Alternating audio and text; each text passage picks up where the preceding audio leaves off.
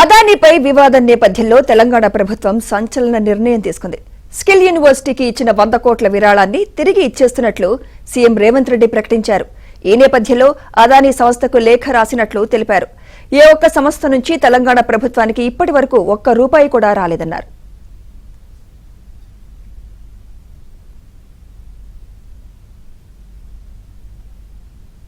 అదానీ వివాదం దేశవ్యాప్తంగా దుమారం రేపుతోంది. ఈ క్రమంలో స్కిల్ యూనివర్సిటీకి అదానీ విరాళం పైన సర్వత్రా విమర్శలు వ్యక్తమయ్యాయి. దీంతో సీఎం రేవంత్ రెడ్డి ఈ నిర్ణయం తీసుకున్నారు.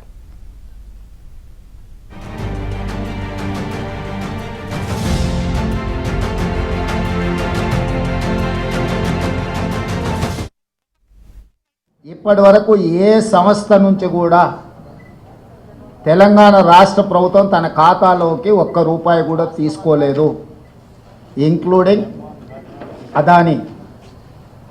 అయితే అనవసరమైన చర్చలలో తెలంగాణ ప్రతిష్ట కానీ వ్యక్తిగతంగా నా గురించి చర్చ జరగడం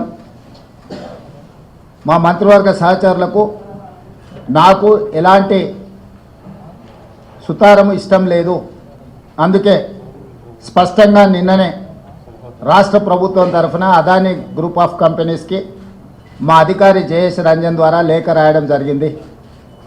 జరుగుతున్న వివాదాలు, ఆరోపణలు, రకరకాల పరిస్థితుల వల్ల తెలంగాణ రాష్ట్ర ప్రభుత్వం మీరు ముందుకు వచ్చి ఉదారంగా తెలంగాణ యంగ్ ఇండియా స్కిల్స్ యూనివర్సిటీకి ఇస్తాన్న ₹100 కోట్ల తెలంగాణ రాష్ట్ర ప్రభుత్వము స్వీకరించడానికి సిద్ధంగా లేదు.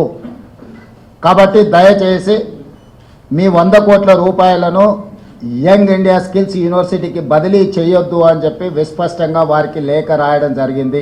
పక్క రాష్ట్రాలు, పక్క దేశాలలో అదానీ గ్రూప్ ఆఫ్ కంపెనీస్ మీద జరుగుతున్న వివాదానికి తెలంగాణ రాష్ట్ర ప్రభుత్వానికి ఎలాంటి సంబంధం లేదు. ఒక గొప్ప ఉద్దేశంతో లక్షలాది తెలంగాణ నిరుద్యోగ యువకులకు సాంకేతిక నైపుణ్యాన్ని నేర్పించడం ద్వారా ప్రపంచంతో పోటీ పడాలన్న ఆలోచనతోని యంగ్ ఇండియా స్కిల్స్ యూనివర్సిటీని ప్రారంభించినము. ఒక సదుద్దేశంతో, ఒక గొప్ప ఆలోచనతో ప్రారంభించిన యూనివర్సిటీ వివాదాలకు లోను కావడం నా మంత్రివర్గ సహచరులకు, నాకు, తెలంగాణ రాష్ట్ర ప్రభుత్వానికి ఇష్టం లేదు. అందుకే తెలంగాణ రాష్ట్ర ప్రభుత్వము అదానీ సంస్థ నుంచి ₹100 కోట్ల స్వీకరించకూడదు అని నిర్ణయం తీసుకున్నది.